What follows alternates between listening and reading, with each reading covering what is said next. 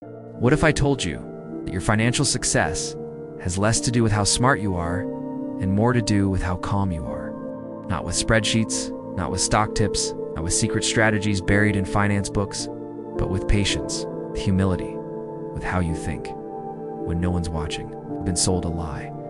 That money is a math problem, but real wealth is a psychology problem. Because two people with the same income can live in two different worlds.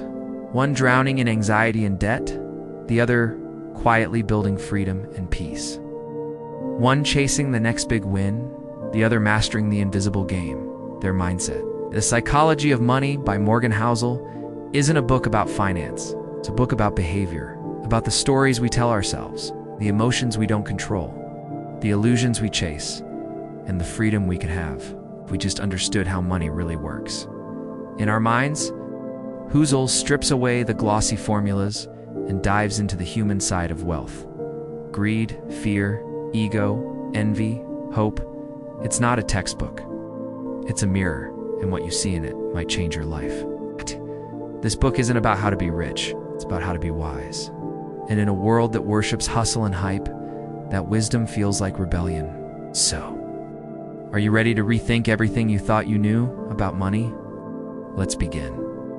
Morgan Housel opens The Psychology of Money not with charts or case studies, but with a chilling truth. Doing well with money has little to do with how smart you are and a lot to do with how you behave. It's behavior, not brilliance, that shapes financial fate. And to show this, Housel tells a story, not of a Wall Street titan or billionaire CEO, but of a janitor named Ronald Reed. He swept floors, he lived in Vermont, and never earned more than an average wage. No financial degree, no flashy investments, no viral hustle. Ronald was quiet, unassuming. He fixed cars, yet when he died in 2014, he left behind $8 million. People were stunned. How did he do it? No secret formula, no lottery win. Just discipline, frugality, patience, and decades of compounding. That's it. That's the point. Right next to Ronald's story, Housel puts another of a famous educated businessman who burned through a fortune and ended in ruin. And with this contrast, Housel delivers his first hard truth. Financial success is not about what you know. It's about how long you can stay in the game. He reminds us of Bill Gates, whose school happened to be one of the only ones in the country with a computer in the 1970s. Was Gates smart? Of course, but was he also lucky? Questionably. The book flows not as one long story, but as a collection of short, gripping chapters, each like a parable, each exposing a hidden truth about money and mindset. He introduces the idea of luck and risk, twin forces that silently shape our outcomes. And what about the equally smart kids who didn't have that kind of access, who missed their shot not because of laziness, but because of timing? Housel urges us to be humble in our success and empathetic in the face of failure, because money rewards randomness more than we want to admit. Next, he tackles the dangerous illusion of never enough. Even John D. Rockefeller, one of the richest men in history, when asked how much money was enough, answered, just a little bit more. He started investing as a child, and decades of compounding did the rest. That craving for more, that insatiable hunger is what Housel calls a moving goalpost. No matter how much we earn, we compare ourselves to someone ahead. And in that race, there is no finish line, only burnout.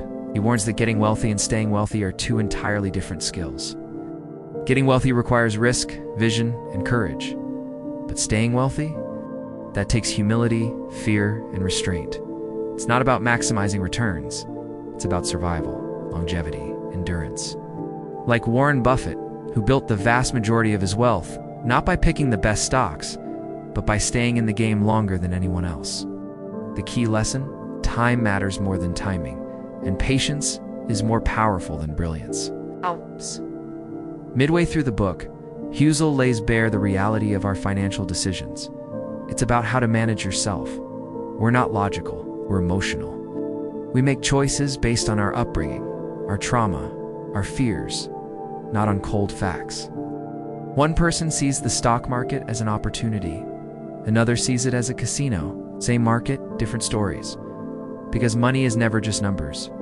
It's deeply personal, Your childhood, your environment, your culture, they all shape how you think about saving, spending, risk, and reward. That's why one-size-fits-all advice never truly works. Because your story isn't like anyone else's. By now, the viewer starts to feel it. This book, ISNT, about how to manage your portfolio, and that journey is just beginning. As we move deeper into the psychology of money, the lessons grow sharper, more intimate, more psychological. Morgan Housel doesn't try to impress us with economic jargon. Instead, he whispers truths we feel, but rarely say aloud. He takes us into the heart of one of the greatest illusions in money, the difference between being rich and being wealthy. Being rich is visible, the cars, the clothes, the lifestyle. Being wealthy is invisible. It's the money you don't spend, the options you preserve, the time you protect, the freedom you quietly build. That's the tragedy. Most people chase rich without realizing it's wealth they truly need. One is loud, the other is silent. But only one lasts. Housel dives into the psychology of spending. Why people stretch their income for appearances, why they lease luxury to feel respected, and why ego is often the most expensive thing we own. He tells the story of a man who owned a Ferrari, not to enjoy it, but to be seen in it. Because in his mind, wealth was not about comfort or security. It was about status. But status is fleeting, and the moment you depend on it, it owns you. The truth, no one's thinking about you as much as you think. They're too busy thinking about themselves. And yet we ruin our finances trying to impress people who aren't even watching. Then comes one of Housel's most sobering truths. You will change. Your goals, your desires, your definition of success, they will evolve. But money decisions, especially big ones, often come with permanent consequences. So if you take on huge risks now, thinking this is what I want, what happens when the future version of you wants something different? The lesson: plan for change. Expect regret. Leave room for surprise. Because the cost of financial flexibility is lower than the price of regret. He moves into the idea of reasonable versus rational. The smartest financial decision on paper isn't always the best decision for your life. You could invest in higher risk assets that yield higher returns. But if you lose sleep every night, live in fear, or panic during market drops, was it really worth it? Sometimes it's better to be reasonable and consistent than rational, but fragile. Then Housel turns the spotlight towards saving. It's not as a punishment, but as a form of opportunity insurance. A buffer between you and the chaos of life. You don't save just for retirement. You save for freedom, for dignity, for the power to say no. No to toxic jobs, no to panic, no to selling your soul when times get tough. They're emotional. It's the greatest dividends of saving, he says, aren't financial. And now, the emotional climax of the book arrives. Housel explains the concept of room for error. He compares life to crossing a street blindfolded. You might make it once, twice, 10 times, but eventually chance catches up.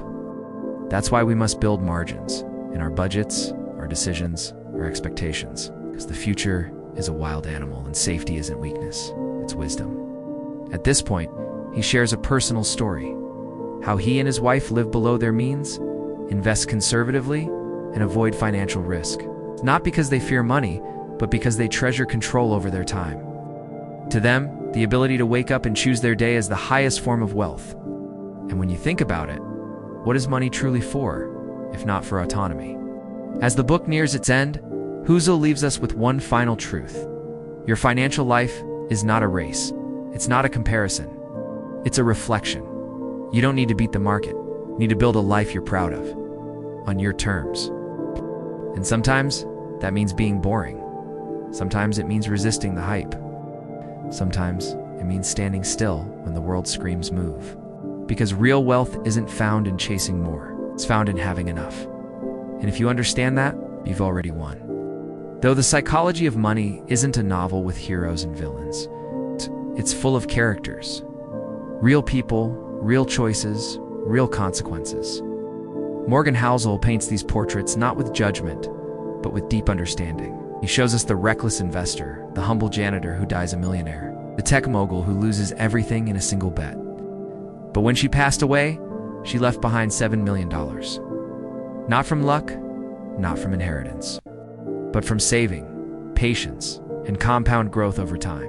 Each one is a mirror, reflecting who we might become depending on which path we choose. But in the 2008 crisis, he filed for bankruptcy. Over-leveraged, overextended, he lost it all. Not because he didn't know money, but because he didn't understand risk.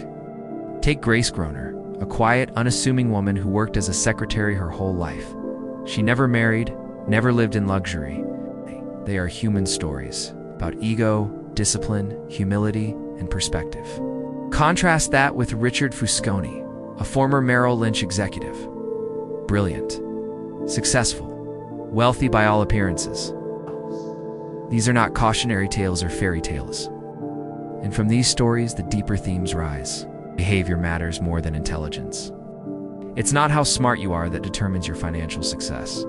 It's how calm you stay, how long you stay in the game, how often you avoid catastrophe. Theme 2. Luck and risk are two sides of the same coin. You can do everything right and still fail. You can make mistakes and still win. So judge less, assume less, and focus on what you can control, your behavior. Theme 3. Enough is the hardest financial skill.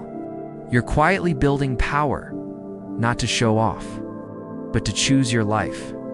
We are wired to want more success, more validation, more security. But the moment more becomes your default setting, you're already poor in spirit. One of Housel's most powerful quotes cuts straight to the heart. The hardest financial skill is getting the goalpost to stop moving. And perhaps the most haunting truth in the book: wealth is what you don't see. Every time you resist a flashy purchase, every time you walk away from a tempting gamble, that is the soul of the book. Money is not the goal. Freedom is. It's not freedom to impress, but freedom to think, to live, to be. This isn't just a book about finance, it's a book about character. That's what makes it unforgettable. When the final page of The Psychology of Money closes, you're left with more than knowledge. You're left with clarity. It's not a book that tells you what to invest in or how to get rich quick. It doesn't hand you a blueprint. Instead, it offers something far more powerful: wisdom. The kind of wisdom that humbles you, that forces you to look inward. That challenges your assumptions about success, security, and what it really means to have enough. Morgan Housel doesn't ask us to become financial geniuses. He simply asks us to become emotionally aware. To understand that money decisions aren't made in spreadsheets, they remade in the heart, in fear, in pride, in hope. Because in the end, your financial life isn't just about numbers. It's a reflection of your values, your story, your future. This book is for anyone who's ever wondered why they earn more but feel less secure, why they keep chasing but never feel full, why the dream of freedom feels just out of reach. It's for the entrepreneur, the student, the single parent, seasoned investor, anyone brave enough to admit that money isn't just logical, it's deeply personal.